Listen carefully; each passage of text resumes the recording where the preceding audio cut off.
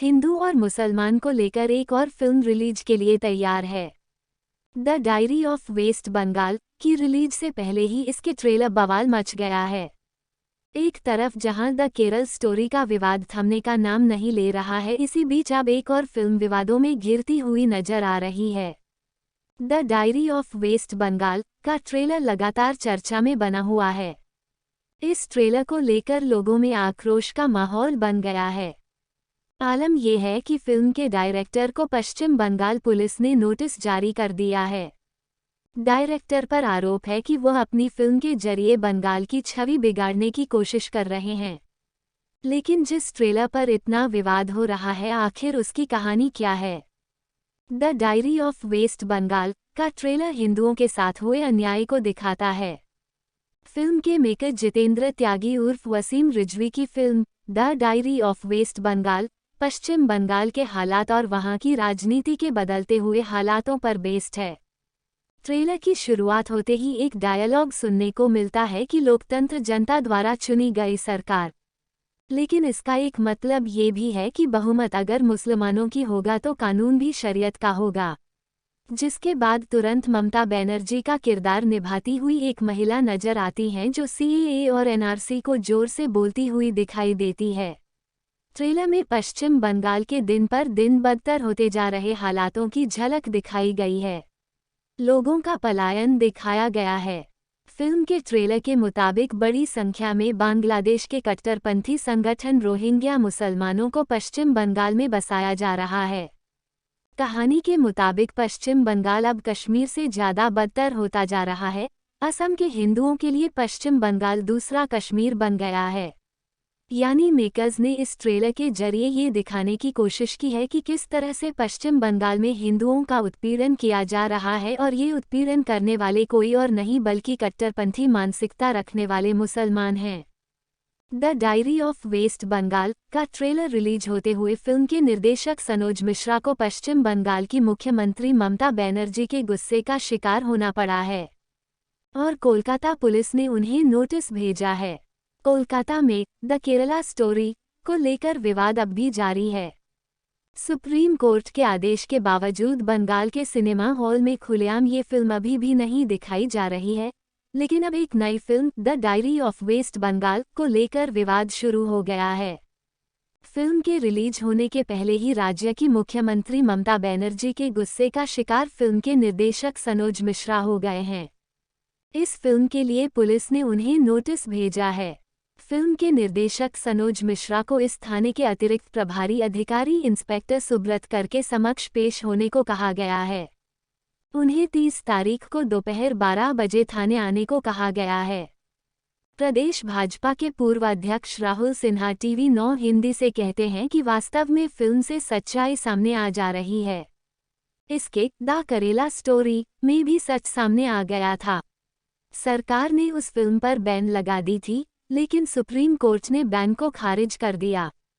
उन्होंने कहा कि फिर से राज्य सरकार और ममता बनर्जी को ये डर है कि सच सामने आ जाएगा, इसलिए फिल्म रिलीज होने के पहले ही फिल्म के निर्देशक को नोटिस भेज दी गई है। लेकिन जनता से सच छिपा नहीं रह सकता है। सच एक न एक दिन सामने आकर ही रहेगा।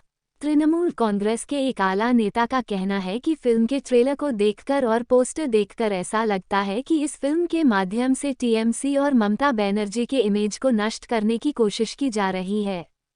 उन्होंने कहा कि इस फिल्म के ट्रेलर में जिस तरह से एक महिला को दिखाया गया है और वह नीले पाड़ की सादी साड़ी पहनी हुई है और हाथ में एक छोटी घड़ी है और भाषण देते दिख रही है, बाल का जुड़ा बनाए हुए है, एक नज़र में देखकर लगता है कि जैसे वह ममता बनर्जी ही हैं और यह पूरी तरह से बीजेपी प्रायोजित फिल्म है।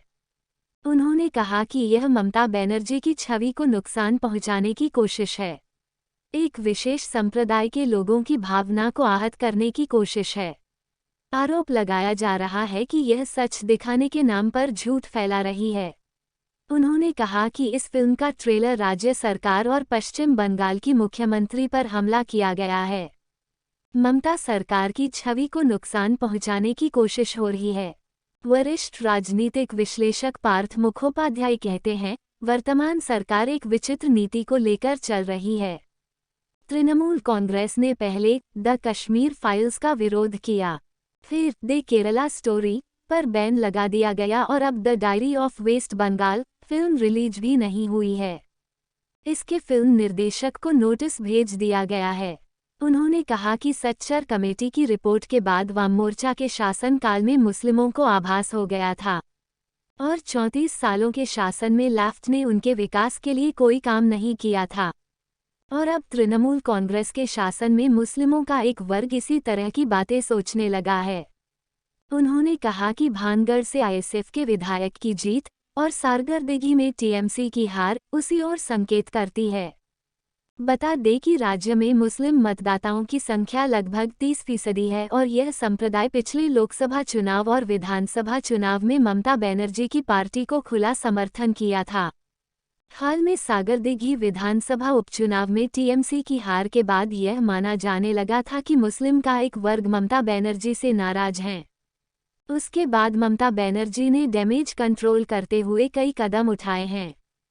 मंत्री बदल दिया और अल्पसंख्यक मोर्चा का अध्यक्ष बदल दिया, और अब सीएम ममता बनर्जी खुलकर केंद्र सरकार का विरोध करने लगी और लोकसभा चुनाव के पहले या पंचायत चुनाव के पहले अल्पसंख्यकों को ये संदेश देना चाहती हैं कि तृणमूल कांग्रेस उनके साथ है। Film the diary of waste Bengal का ट्रेलर रिलीज होते ही विवादों में आ गया है। कोलकाता पुलिस ने फिल्म के निर्माता और निर्देशक के खिलाफ प्राथमिकी दर्ज की है। पुलिस का कहना है कि फिल्म के ट्रेलर ने विभिन्न समूहों के बीच दुश्मनी को बढ़ावा दिया है। एक वरिष्ठ पुलिस अधिकारी के मुताबिक एमहर्स्ट पुलिस स्टेशन में एफआईआर दर्ज की गई है और निदेशक सनोज मिश्रा को एक कानूनी नोटिस भेजा गया है, जिसमें उन्हें 30 मई को मामले के जांच अधिकारी आयोग के सामने पेश होने के लिए कहा गया है। फिल्म के निर्देशक को आईपीसी की धाराओं 120B, 153A, 50150 50529 के साथ धारा 66D, 84B सूचना प्रौद्योगिकी अधिनियम 2000 और धारा 7 सिनेमेटोग्राफ अधिनियम 1952 के तहत हमारे साथ एक प्राथमिकी दर्ज की गई है और एक कानूनी नोटिस भी भेजा गया है। अधिकारी ने एक न्यूज एजेंसी से बातचीत के दौरान बताया कि मामले की जांच जारी है और हमने अपनी जांच के तहत 30 मई को एमहर्स्ट पुलिस थाने में पेश होने के लिए समन भेजा है। आईपीसी की धारा 120B आपराधिक साजिश, 153 विभिन्न समूहों के बीच दुश्मनी को बढ़ावा देना, 501 अपमानजनक मामला, 504 जानबूझकर अपमान, 505 295 धार्मिक भावनाओं को ठेस पहुंचाना से संबंधित है। फिल्म का ट्रेलर पश्चिम बंगाल में रोहिंग्याओं और कट्टरपंथी बांग्लादेशियों के आप्रवासन और बस्तियों और सांप्रदायिक गड़बड़ी की बात करता है। सनोज मिश्रा, जो फिल्म के लेखक भी हैं, से जब संपर्क किया गया तो उन्होंने दावा किया कि उनकी फिल्म पश्चिम बंगाल की मुख्यमंत्री ममता बनर्जी पर नहीं है। हालांकि फिल्म के पोस्टरों पर चित्रित एक महिला उग्र नेता की बहुत लोकप्रिय मुद्रा से मिलती जुलती है। कोलकाता पुलिस से नोटिस मिलने पर उन्होंने कहा कि वो कानूनी विशेषज्ञों से सलाह ले रहे हैं और जल्द ही शहर पहुंचेंगे। वहीं टीएमसी के राज्य प्रवक्ता जॉय प्रकाश मजूमदार ने पीटीआई से दावा किया कि फिल्म उन लोगों द्वारा बनाई गई थी जो धर्म के आधार पर लोगों को विभाजित करने, नफरत की झूठी कहानी फैलाने और पश्चिम में मौजूद सांप्रदायिक सद्भाव और सौहार्द को बिगाड़ने का एजेंडा चलाना चाहते हैं। उन्होंने कहा कि प्रशासन ने आईपीसी और सीआरपीसी के प्रावधानों के अनुसार आवश्यक कदम उठाए हैं। मजूमदार ने कहा कि प्राथमिकी दर्ज करने के फैसले से टीएमसी का कोई लेना देना नहीं है। भाजपा के राज्य प्रवक्ता समीक भट्टाचार्य ने हालांकि एक न्यूज एजेंसी से बातचीत में दावा किया कि प्राथमिकी दर्ज करना दिखाता है कि ममता बनर्जी सरकार नहीं चाहती कि सच्चाई सार्वजनिक रूप से सामने आए। पश्चिम बंगाल में होने वाली वास्तविक सच्चाई पिछले 7-8 वर्षों में सीमावर्ती क्षेत्रों और राज्य के कुछ अन्य हिस्सों में जनसांख्यिकीय परिवर्तन। उन्होंने कहा कि प्रकाश डाला जाना चाहिए।